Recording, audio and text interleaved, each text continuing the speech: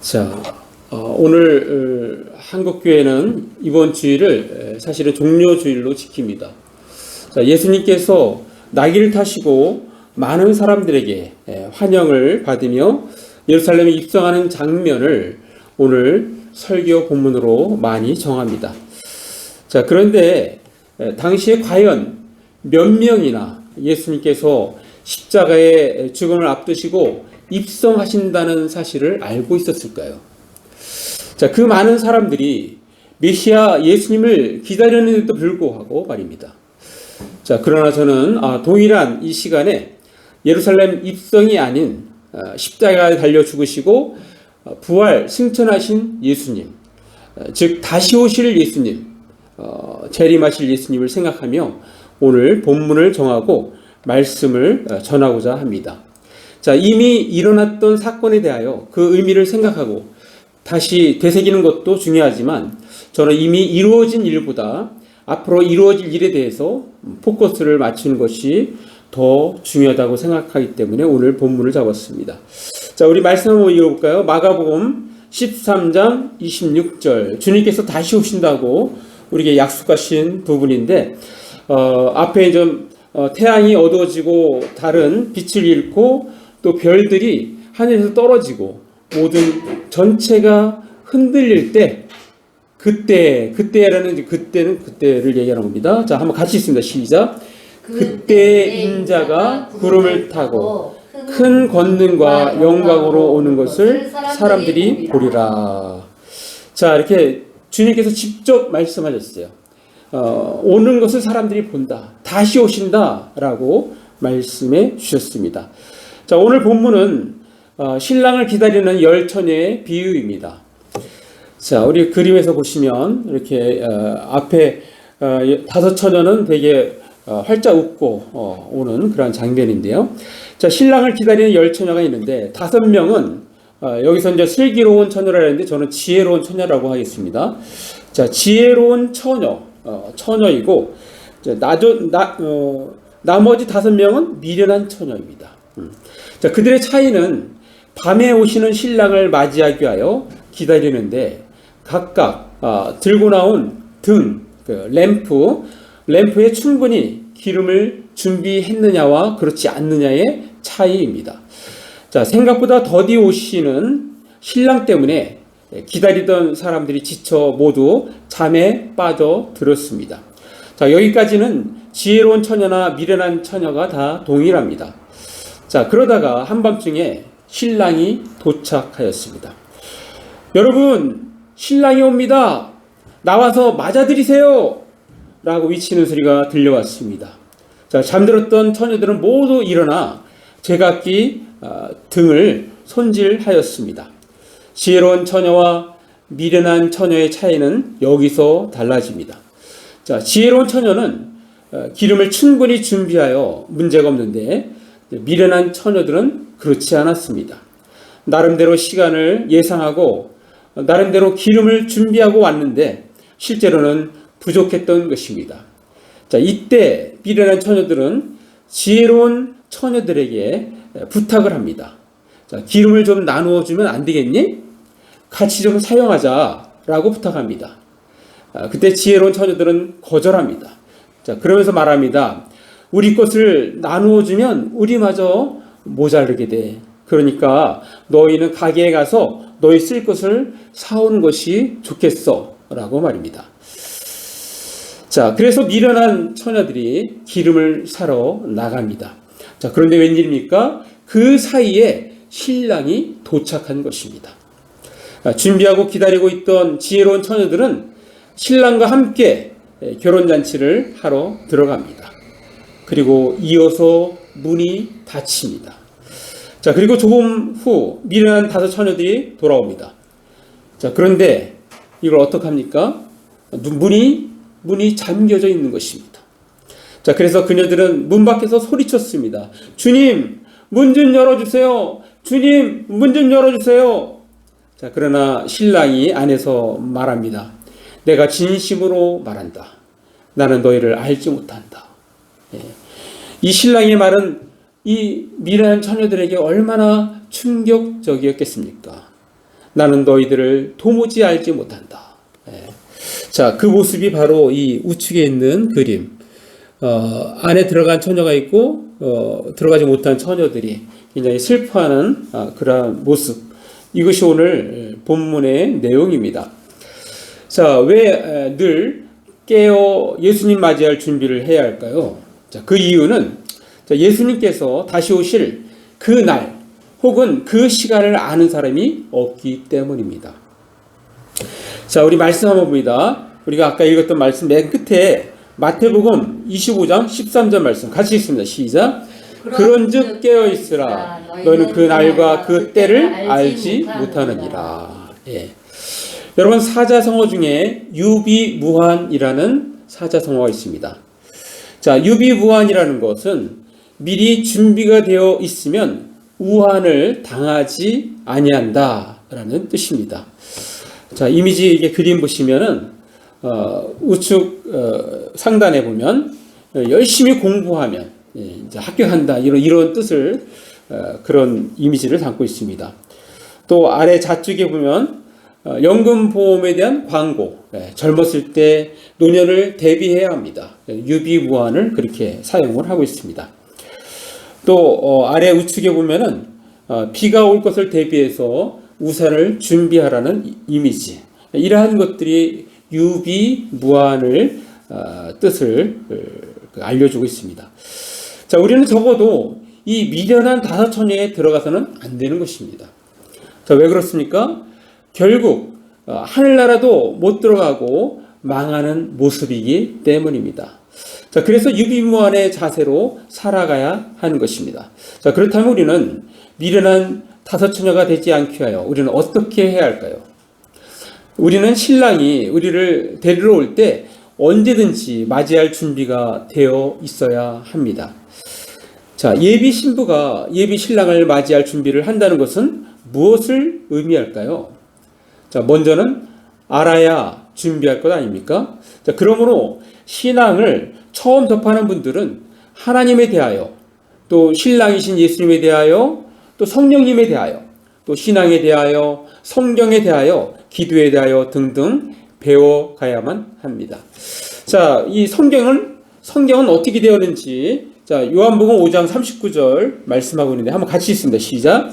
너희가 성경에서 영생을 얻는 줄 생각하고 성경을 연구하거니와 이 성경이 곧 내게 대하여 증언하는 것이니라. 자, 이 성경이 누구에 대해서요? 내게 대하여, 바로 예수님에 대하여 증언하는 것이 바로 성경이라는 거예요.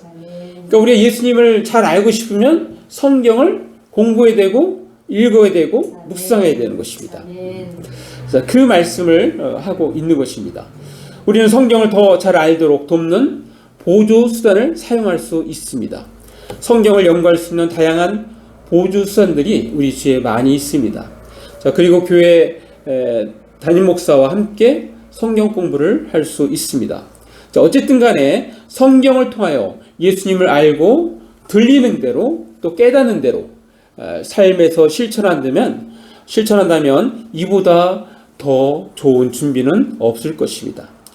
자, 사랑하는 나무자기 성도 여러분, 오늘 말씀에 인상적인 부분이 있습니다. 평상시에는 믿는 자들은 하나님을 사랑하고 이웃을 사랑하라고 하시는데 그 말씀과는 약간 동떨어진 분위기의 장면이 오늘 본문에 있습니다. 자, 오늘 본문에 보시면 자, 처녀들이 막 기다리다가 지쳐가지고 잠을 자는데 한밤중에 어떤 사람이 소리쳤습니다. 여보시오, 신랑이 옵니다. 나와서 맞이하십시오. 자, 그러자 모든 처녀들이 깨어나서 등불을 준비하였습니다. 자, 그때 어리석은 처녀들이, 지혜로운 처녀들에게 말합니다. 아무개요, 등불이 꺼져가니 우리에게 기름을 조금만 나누어다오 라고 했더니 늘 사랑이 넘치던 처녀들이 아주 냉정합니다. 자, 그 부분을 읽겠습니다. 마태복음 25장 9절 말씀. 자, 한번 같이 읽어볼까요? 시작. 슬기는 자들이 대답하여 이르되 우리가 너희가 쓰기에 다 부족할까 하노니 차라리 파는 자들에게 가서 너희 쓸 것을 사라 하니. 예. 자, 지혜로운 처녀들이 대답합니다. 안 돼. 우리가 함께 쓰기엔 기름이 충분하지 않아. 기름 파는 사람들에 가서 사렴하고 이야기합니다. 자, 여기서 우리가 하나 알아야 할 것은 신앙은 남이 대신 해줄 수 없다는 것입니다. 신앙은 각자의 것입니다. 아멘. 자, 그래서 기름 준비도 각자가 해야 하는 것입니다. 아멘. 부모가 자녀를 대신할 수 없습니다. 아멘. 반면에 자녀가 부모의 신앙을 대신할 수 없습니다. 아내가 남편을 대신할 수 없습니다. 마찬가지로 남편이 아내를 대신할 수 없습니다. 자, 한때의 신앙의 그 경력을 내세운다고 인정받지 못합니다. 단순히 신앙에 가담하는 것에 그치지 않아야 합니다.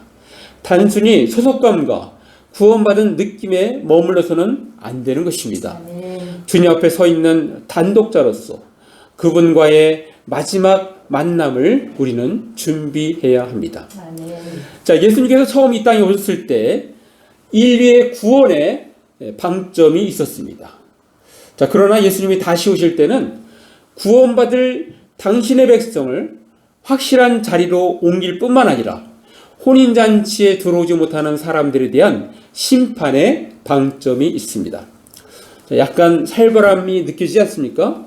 자, 한쪽에서는 하나님의 영광을 높이며 찬양하는 소리가 있지만 또 다른 한쪽에서는 심판으로 인하여 비명과 통곡 소리가 들리는 것입니다.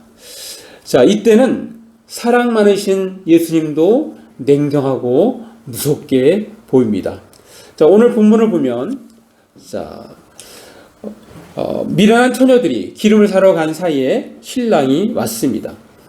자, 그때 준비하고 기다리고 있던 지혜로운 처녀들은 신랑과 함께 결혼잔치를 하러 들어갔고 그리고 문은 잠겨졌습니다. 자, 그런 뒤에 미련한 다섯 처녀들이 들어와 문 밖에서 소리쳤습니다. 주님, 문 좀 열어주세요. 주님, 문 좀 열어주세요. 자, 그랬더니 예수님께서 신랑이 뭐라고 말씀하십니까? 마태복음 25장 12절. 자, 한번 같이 읽습니다. 시작. 대답하여 이르되 진실로 너에게 이르노니 내가 너희를 알지 못하노라 하였느니라. 예. 자, 신랑이 안에서 말하였습니다. 내가 진정으로 말한다. 나는 너희를 알지 못한다. 자, 그러면서 결론을 말씀하시는데 그 결론이 아까 우리가 읽었지만 다시 한번 읽습니다. 마태복음 25장 13절. 자, 읽습니다. 시작. 그런즉 깨어있으라. 너희는 그날과 그때를 알지 못하느니라.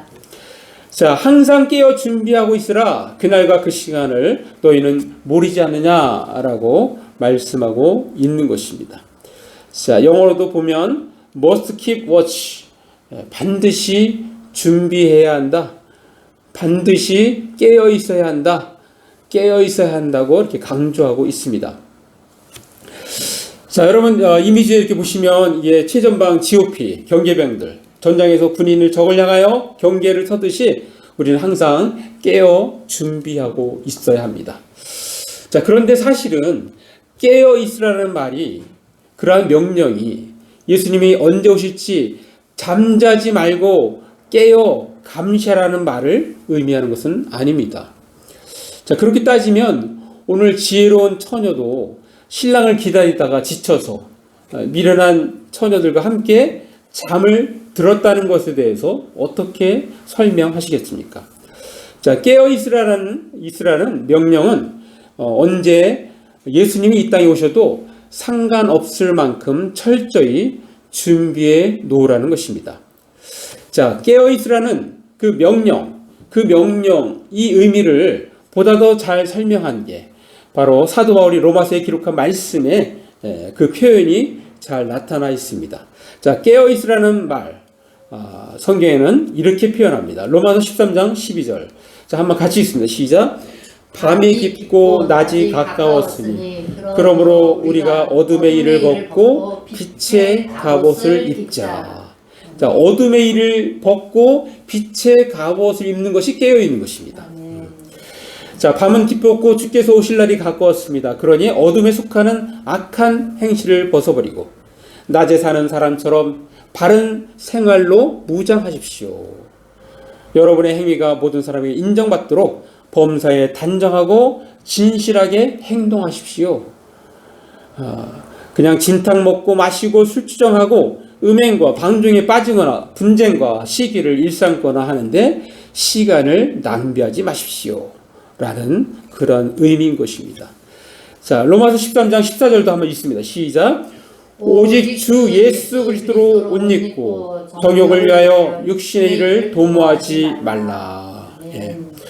마땅히 해야 할 올바른 생활만을 할 수 있도록 주 예수 그리스도께 도움을 구하십시오. 육신의 정욕을 채우려는 생각을 품어서는 안 됩니다. 라고 말씀하고 있는 것입니다.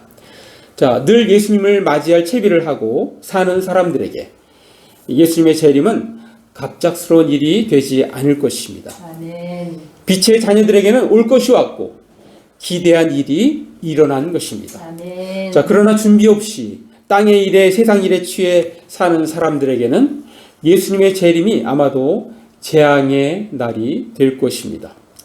자, 그런데 여러분, 여기서 하나 결혼식에 관하여 재미있는 사실을 하나 말씀드리겠습니다. 자, 세계 각국에 자기 나라에 어울리는 결혼식 풍습이 있습니다. 자, 우리나라도 전통 예식이 있는가 하면 또 현대인에 맞게 하는 예식이 있습니다. 자, 그런데 말입니다. 결혼식 날짜를 정하지 않고 하는 결혼식이 있을까요? 과연? 이 결혼식을 하는데 결혼식 날짜를 정해주지 않아요. 자, 우리나라에서는 있을 수 없는 일이죠. 예. 그러면 엄청나게 항의를 받고 막 그럴 거예요. 아니, 결혼한다는데 결혼식 날짜를 알려주지 않으면 우리가 어떻게 준비해? 그럼 어떻게 참석해? 그 항의가 아마도 빗발칠 것입니다. 자, 그런데 놀랍게도 이것이 어떤 나라기보다는 한 나라의 딱 그 지역만 존재하는 데가 있습니다. 자, 이스라엘 북쪽 갈릴리 지역입니다. 자, 정말 놀랍지 않습니까? 예수님께서 주로 자라시고 활동하신 지역이 갈릴리 지역입니다. 자, 복음서의 3분의 2가 갈릴리 지역을 배경으로 합니다. 자, 여기 좌측 보시면 가버나움, 가나, 베세다 이게 다 예수님께서 자란 데가 또 나사렛이죠. 여기 중심으로 한 그것을 배경으로 한 복음서에서만 3분의 2가 등장합니다. 얼마나 그 갈릴리에 대해서 많이 나오는 겁니까? 자, 성경에 등장하는 가나 혼인잔치도 갈릴리 지역입니다. 자, 그러니까 이스라엘 북쪽 갈릴리 지역에서는 예수님의 말씀대로 혼인잔치를 하고 있는 것입니다. 자, 그래서 오늘날도 결혼식 날짜가 다가오면 신부와 들러리들은 옷을 입은 채로 잠에 든다고 합니다. 보통 이렇게 약혼식을 하고 나서 1년 후에 결혼식을 한대요. 그러면 대충 이제 알 거 아니에요. 1년쯤이 됐을 때는. 근데 그 시간과 날짜는 그거는 신랑의 아버지만 정할 수 있어요. 그러니까 언제 올지 모르니까 신부와 들러리는 이렇게 우리나라로 하면 웨딩드레스를 입고 옷을 입고 이렇게 자는 거예요. 이렇게 자는 거. 왜냐하면 갑자기 신랑이 올 수도 있으니까. 실제 그렇게 한다고 합니다. 자, 그러다 이제 어느 날 신랑도 이제 피곤하면 잘 수 있잖아. 근데 저 아버지가 신랑을 깨우면서 때가 됐다, 때가 왔다. 너의 신부를 데려오라. 자, 그러면 그때부터 자, 주위에 대기 중인 사람들이 막 깨우고 예비된 신부 집으로 행진을 합니다. 자, 이때 행진할 때 뿔나파를 불면서 갑니다. 오늘 밤이 바로 혼인신날이라고 사람들에게 알리면서 말입니다. 자, 그러면 혼인잔치에 참여할 사람들은 그 사람들도 이렇게 대기하고 있다가 옷 빨리 입고서 막 따라 나오는 거야. 그 행진을 뒤따라오는 거야. 또 신부 집에 가 있는 거야. 자, 그리고 나서 이제 준비한 가마에 태우고 자, 신랑 집으로 이제 이동을 합니다. 그리고 나서 온 사람들, 초청돼서 온 사람은 다 이제 집으로 들여보내게 되고, 그 다음에 실제 문을 딱 닫는데요. 문을 닫고 그 뒤에 막 두들겨도 안 열어준답니다. 그러니까 성경 말씀 그대로 그렇게 하는데, 이게 실제 영화로 나온 게 있어요. 영화로. 예, 보면 가나의 혼인잔치라는 영화인데, 이게 안타깝게도 코로나 기간에 나왔어요. 그래서 극장이 개봉하긴 했지만 실제는 좀 이렇게 가서 볼 수 있는 게 아니었기 때문에 우리가 잘 모르는데 이 영화가 그걸 담고 있어요. 그걸. 그래서 참 이런 영화가 있다는 거, 그리고 그 메시지를 그대로 보여주고 있다는 것이 우리에게는 너무나도 신기하고 놀랍습니다. 자, 이것이 성경에도 그대로 아버지만 아신다는 말씀 있잖아요. 한번 그 부분 한번 보겠습니다. 마태복음 24장 36절 한번 같이 읽습니다. 시작. 그러나 그 날과 그 때는 아무도 모르나니 하늘의 천사들도 아들도 모르고 오직 아버지만 아시느니라. 제가 아까 설명을 안 한 부분이 있는데 저 옆에 우측에 이렇게 밑에 보면은 이 약간 인상 쓴 거 같죠? 이 사람은 못 들어가서 지금 인상 쓰는 거예요. 못 들어가갖고 문이 딱 닫히니까 막 지금 밖에 있는 사람들 항의하는 거, 그 장면이에요. 지금 그 장면을 보여주고 있는 것입니다. 자, 그리고 여기 이제 요거는 막 뿔 이렇게 불고 막 하는 거 있어. 사람들한테 오늘이 그날입니다 이렇게 알려주는 거예요. 자, 그러니까 이스라엘 북쪽 갈릴리 지역 사람들은 앞으로 있을 예수님의 재림, 사실 여기에는 휴거라는 의미도 같이 있어요. 그대로 매번 결혼식을 올릴 때마다 예행 연습을 하고 있는 것입니다. 자, 이거보다 더 생생한 교육이 어디 있겠습니까? 자, 우리 지금 늘 깨어 예수님 맞이할 준비를 해야 합니다라는 제목의 설교를 듣고 있습니다. 자, 그렇다면 우리는 어떻게 해야 할까요? 자, 한 가지만 말씀드리겠습니다. 자, 그것은 평상시 영적 분별력을 키워가며 매일 하나님의 사랑 안에 거해야 한다는 것입니다. 한번 같이 읽습니다. 시작. 평상시 영적 분별력을 키워가며 매일 하나님의 사랑 안에 거해야 합니다. 자, 영적 분별력을 온해야 돼요. 온 스위치로 올려야 됩니다. 하나님의 말씀을 실천하며 살아가야 한다는 것입니다. 자, 마귀가 하는 역할이 무엇입니까? 마귀가 하는 역할은, 가장 큰 역할은 어떻게 하든지 예수를 믿지 않고 예수님을 멀리하도록 하는 일입니다. 둘째는 마지막 예수님의 재림 시에 구원을 막고 많은 사람들이 하늘나라에 갈 수 없도록 만드는 것이 마귀가 하는 역할입니다. 자, 이 말은 우리가 영적으로 깨어 있어야 한다는 것입니다. 평상시 영적 분별력을 키워야 한다는 것입니다. 자, 분별에 대해서 이렇게 성경은 이런 표현을 하고 있어요. 자, 하루는 바리새파와 사두개파 사람들이 예수님을 시험하러 와서 하늘에서 오는 표적을 보여달라고 이렇게 요구하였습니다. 자, 그때 예수님께서 말씀하신 것이, 너희는 하늘을 보고 날씨는 곧장 알아맞힌다. 오늘 저녁에 하늘이 붉은 것을 보니 내일 아침에는 날씨가 좋겠군. 오늘 아침에는 하늘이 붉고 흐린 것을 보니 날씨가 종일 굳겠군 하면서 말이다. 그 부분을 지금 우리에게 보여주는 말씀인데요. 자, 마태복음 16장 3절 한번 같이 읽습니다. 시작. 아침에 하늘이 붉고 흐리면 오늘은 낮이 굳겠다 하나니 너희가 날씨는 분별할 줄 알면서 시대의 표적은 분별할 수 없느냐. 자, 우리가 날씨 충분히 분별할 수 있잖아요. 그런 것처럼 시대에 정말 주님께서 다가오실 때는 여러 가지 그 현상들을 보여줘요. 그러면 우리는 오실 때 가까이 됐구나, 이런 것을 알 수 있다는 거예요. 우리 충분히 그걸 말씀하고 있어요. 시대의 징조를 분별할 수 있다는 거예요. 그 뜻을 충분히 해석할 수 있다는 것입니다. 자, 우리는 시대의 징조를 보면서 앞을 내다보는 것이 중요합니다. 물론 앞을 내다보는 것 중에 가장 중요한 것은 바로 예수님의 재림일 것입니다. 자, 그런데 여러분 어떻습니까? 사람들이 예수님의 재림에 대하여 이야기하던가요? 자, 한때 우리 사회는 종말론으로 시끄러웠습니다. 특별히 사이비들이 종말론으로 말미암아 사회에 무리를 일으킨 적도 있었습니다. 저는 이것 또한 마귀의 전략이라고 생각합니다. 자, 한번 생각해 보십시오.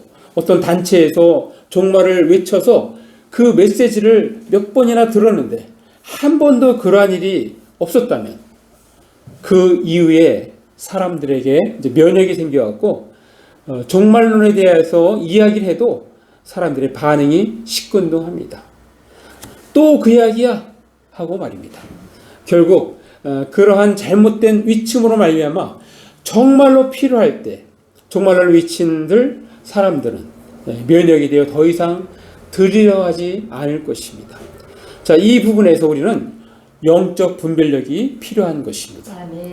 가짜는 걸러내고 진짜에 대하여는 진심으로 반응하는 사람들이 되어야 하는 것입니다.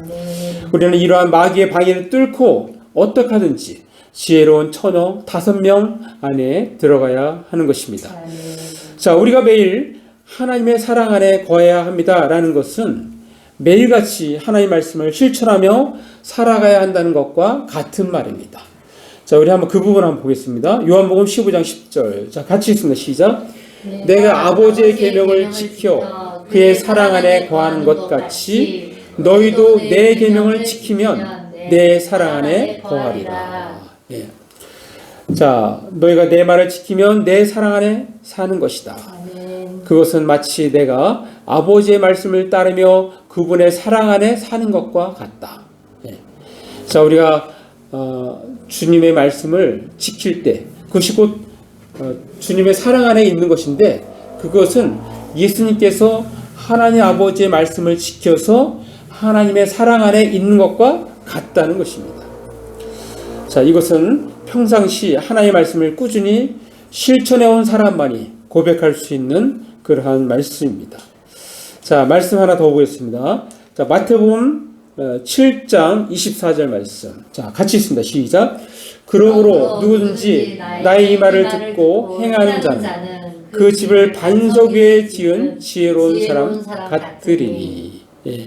내 가르침을 듣고 따르는 사람은 든든한 반석 위에 집을 지은 슬기로운 사람과 같다. 라고 말씀하십니다. 자, 사랑하는 남전교회 성도 여러분, 예수를 구세주와 주님으로 믿고 받아들이는 사람들은 모두 예수님의 신부로서 혼인잔치에 참여할 자격을 얻은 사람들입니다. 혼인잔치에 참여할 신부들은 하나같이 자신의 몸을 함부로 하면 안 됩니다. 신랑이 되신 주님을 재림 때 영광스럽게 만나기 위하여 우리는 몸을 가꿔야 합니다. 영적인 몸을 가꿔야 한다는 것입니다. 그것 또한 중요한 준비인 것입니다. 자, 성경은 재미있게도 창세기의 아담과 하와의 혼인 이야기에서 출발해서 요한계시록 혼인잔치로 이야기를 마무리합니다. 자, 성경의 처음과 끝이 혼인잔치로 마무리된다는 것입니다. 자, 그만큼 혼인잔치에는 예수님의 재림의 메시지가 담겨 있습니다. 자, 요한계시록 말씀 하나 보겠습니다. 요한계시록 19장 8절 말씀. 우리 같이 읽습니다. 시작. 그에게 빛나고 깨끗한 세마포 옷을 입도록 허락하셨으니 이 세마포 옷은 성도들의 옳은 행실로다 하더라. 예. 자, 이렇게 혼인잔치에 빛나고 깨끗한 세마포 옷을 입은 사람들이 들어오는 거예요. 그러니까 세마포라는 것은 배실로 짠 건데 그 세마포는 아무런 장식이 없는 그런 순수한 옷입니다. 옷. 깨끗한 모시옷을 우리는 세마포라고 하는 거예요. 이 고운 모시옷은 성도들의 올바른 행위를 말하고 있다고 말씀하고 있어. 그러니까 성도들의 올바른 행위는 뭡니까?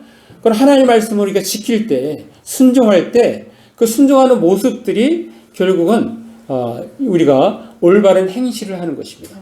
올바른 행위를 하는 것입니다. 자, 우리는 예수님의 재림을 사모하면서 기회가 주어졌을 때마다 우리는 옳은 행실을 하며 살아야 합니다. 자, 한 걸음 더 나아가서는 창조적인 상상력을 가지고 선한 일을 행함으로써 평상시 하나님께 영광 돌려드리는 삶을 살아야 하는 것입니다. 자, 마무리합니다. 이미 오신 예수님에 대하여 아는 것도 중요하지만 앞으로 오실 예수님에 대하여 우리가 알고 준비하는 것은 더욱더 중요합니다. 오늘 우리는 다시 오실 예수님에 대하여 말씀을 들었습니다. 우리는 다른 세상의 목소리를 배제하고 성경을 통하여 말씀하시는 하나님의 목소리에 집중해야 합니다. 세상의 잡소리는 또 다른 한쪽 귀로 통하여 흘려보내고 오직 주님의 목소리에 집중해야 합니다. 아멘. 지금은 신랑으로 다시 오실 예수님을 기다리는 신부로서 그분을 영광스럽게 맞이하기 위하여 우리 각자는 자신을 신앙으로 또 영적으로 정결하게 준비하여 언제 어느 때 주님이 오시더라도 즉각적으로 환영하며 신랑 예수님을 맞이하는 신부로 준비되어 있어야 합니다. 늘 깨어 예수님 맞이할 준비를 해야 합니다. 그러므로 우리는 평상시 영적 분별력을 키워가며 매일 하나님의 사랑 안에 거해야 합니다. 아멘. 자, 우리 모두 가까운 시일에 신랑 대신 예수님이 다시 오신다 하더라도 정결한 신부로 그리고 지혜로운 신부로 예수님을 영광스럽게 맞이하는 저와 여러분 되시기를 간절히 바랍니다. 아멘. 네, 기도하겠습니다. 말씀 생각하시면서 잠깐 1, 2분 우리 기도로 나아갑니다. 기도하시겠습니다. 오 아버지 하나님 감사합니다. 하나님께서 우리에게 말씀 주셨사오니